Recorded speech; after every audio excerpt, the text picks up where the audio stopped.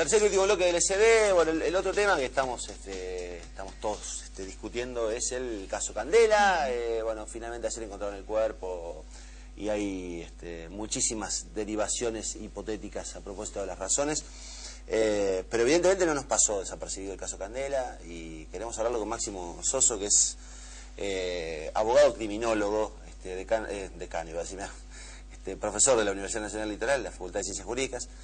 O Máximo, como académico, digamos, desde la teoría del derecho, ¿cómo te enfrentás frente a una casuística así?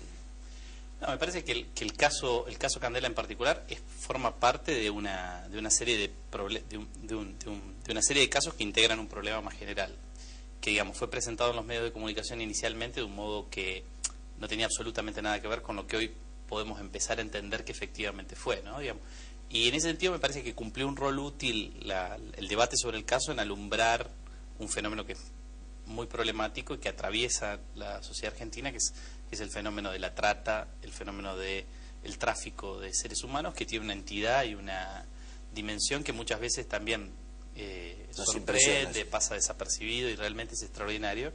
Y creo que es uno de los problemas cruciales sobre los cuales habría que enfocar el debate hoy cuando debatimos sobre la criminalidad, en lugar de solo concentrarnos en los robos con violencia, los hurtos. Parecería ser que ese es un fenómeno particular. Lo que aparece hoy más claro a partir de las informaciones que los medios de comunicación filtran sobre la investigación policial es que estamos en presencia de otra cosa de la cual también tenemos, en cierto sentido, digamos, mucha información, que es un fenómeno constante, ¿no? Que es la utilización de la violencia en el ajuste de cuentas, en las relaciones interpersonales, en la construcción de negocios ilegales. Entonces, parecería ser que este caso Candela se ubica más en esta segunda cosa que en la que, en primer lugar, nos vendieron. Claro, nos presentaron. Digamos que por otro lado, vuelvo a insistir, servía para, digamos, creo que cumplió una función útil desde el punto de vista social al instalar en el debate público ese otro fenómeno que muchas veces está oscurecido, ¿no? Pero claramente lo que hoy aparece, aparece con un cierto grado de certeza sobre lo que pasó, es algo que está vinculado a un fenómeno que, bueno, la ciudad de Santa Fe en particular tiene además una fenomenología extraordinariamente difundida, que es esta utilización fuerte de la violencia, tanto en las relaciones interpersonales, antes en el bloque anterior estábamos hablando de los abusos de niños, pero también en la construcción de las economías delictivas. O sea, las economías delictivas son tan, digámoslo así, precarias, primitivas, tienen tan poco nivel de sofisticación las empresas criminales, que por ahí el uso de la violencia parece como incluso un uso terriblemente excesivo para un fin más bien moderado, como lo que ha pasado aparentemente. Acá se habla de 60.000 pesos. Claro. Una cosa eso vale la vida para ese grupo de personas. Claro, que sorprende, que choquea de algún modo, ¿no? De golpea, porque justamente al poner en la balanza lo que está en juego económicamente, uno no puede comprender que alguien tenga en mente que esa es una acción racional en ese combate por esos 60.000 pesos. Pero que creo que es un fenómeno que está, sí, en ese caso, íntimamente ligado a una serie de, digamos, de destrucción de las relaciones sociales en determinados segmentos de la vida social. En este caso, sí, concretamente creo que es algo en donde los procesos de marginalización de grandes sectores de la población que han experimentado las ciudades medianas y grandes de la Argentina en los últimos 30 años es una clave explicativa central, digamos, para entender economías delictivas con alto nivel, digamos, de precariedad, o sea, en parte haciendo reflejo de lo que pasa en el mercado de trabajo, ¿no? Digamos, tienen un alto nivel de precariedad, tienen, digamos, participantes que tienen poca preparación aún dentro de lo que es el negocio de la actividad delictiva, y que por ende acuden a la violencia como una herramienta básica, ¿no? Tienen pocas herramientas para resolver los problemas que nacen de esa economía delictiva. Entonces, en ese sentido, es un fenómeno extraordinariamente preocupante. El caso Candela es choqueante en sí mismo, ¿no? Es terrible, pero revela como la punta de un iceberg un fenómeno extraordinariamente complejo, porque, digamos, la respuesta que tanto escuchamos en los medios de comunicación durante estos días acerca de la necesidad de incrementar la severidad penal, ¿no? Sí, volvemos a Bloomberg. Claro, volvemos a Bloomberg. Y todas estas narrativas que dicen hay que incorporar la pena de muerte, porque, bueno, con la pena de muerte esto no pasaría. Todas cosas bastante mitológicas, por otro lado, que confían mucho en la severidad penal, digamos, pese a que está bastante demostrado que la severidad penal no es un muy buen camino para lograr efectivamente que ese tipo de casos se acaben, digamos. A lo sumo, lo único que hace es concentrar simbólicamente la indignación que el público siente frente a algo así, que es por un lado comprensible, ¿no? Pero digamos, pero desde el punto de vista de la construcción de una sociedad más segura, en donde este tipo de casos pase o suceda menos frecuentemente, no tienen mucho rol que digamos.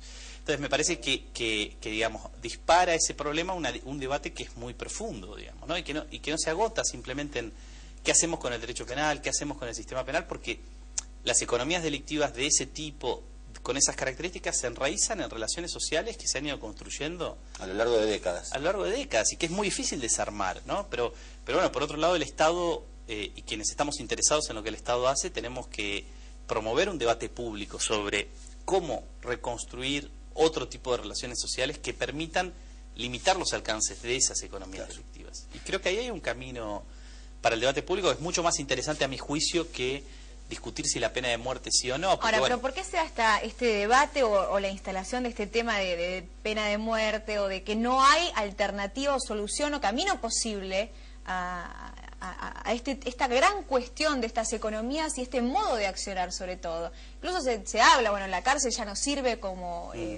camino de rehabilitación para estas personas en caso de encontrarlas. ¿Cómo se llega a esto y cómo se puede salir realmente de un debate así? Sí, creo que uno de los problemas centrales, digamos, la penalidad tiene una función simbólica muy grande, siempre la ha tenido en todos los grupos sociales y hoy también, digamos, es una cosa muy interesante. La pena no sirve para nada, digamos, desde el punto de vista práctico, produce muy pocos resultados positivos, pero es un símbolo que, digamos, de retribución del mal causado por el delito, por un mal equivalente, que concentra mucha adhesión, ¿no? Entonces la gente dice, bueno, ¿cómo resuelvo un problema que esté vinculado con el delito? Con la pena, no hay otra manera. Hay como una especie de cerrazón en la imaginación que nos lleva a pensar que ese es el único camino, ¿no?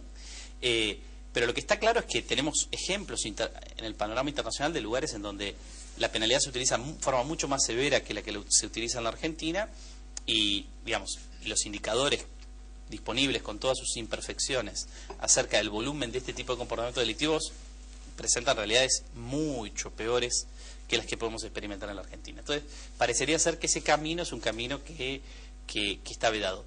Lo que sucede es que en la pregunta de por qué en el debate público no se instala otro tipo de debate, es que, bueno, que implica cuestionarnos la sociedad en la que estamos construyendo. Yo te iba a preguntar, juntos, ¿no? Los periodistas estamos todo el tiempo fiscalizando, ¿no? En muchos casos de la supina ignorancia.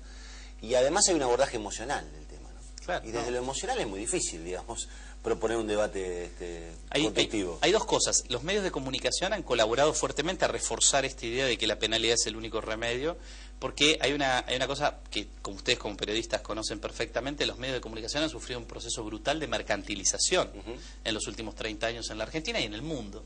Entonces, una de las reglas fundamentales es esta cosa que digamos, hay que tener público.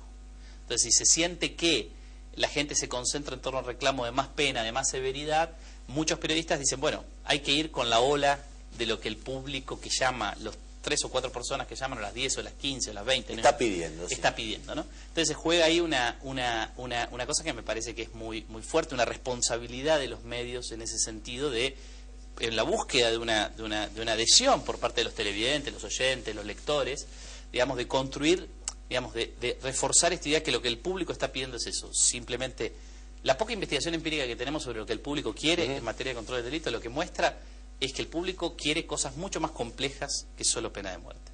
Digamos, las pocas encuestas serias que tenemos hechas desde el punto de vista científico sobre eso nos muestra un público que sí, a veces pide la pena de muerte, pero que cuando se le dice cómo resolvemos el problema del delito en las grandes ciudades, pide educación, pide educación, pide trabajo social, pide inclusión, ampliación del mercado de trabajo. Máximo, gracias por venir. Gracias a ustedes. Nos vamos, che, de verdad fue un programa raro, difícil, con poca onda, pero tiene que ver con la necesidad de reflexionar, aprovechar el espacio para reflexionar un poco. Y con lo que estuvimos debatiendo todos, sí, estamos debatiendo todos. En el trabajo. Nos vamos, que Pablito nos está corriendo, nos pasamos un par de minutos, sepan disculpar, nos encontramos el próximo lunes, ojalá con mejores noticias. Sí, hablando de correr, tenemos unas lindas cosas para el lunes, no se lo pierdan en Fuera de Foco. El fin de semana, ojalá se recupere, porque están muy alicaídos, Pablito, Luciana, bueno, en fin. Para que vean la amplitud de criterios que tenemos, no se pierden el lunes el Fuera de Foco.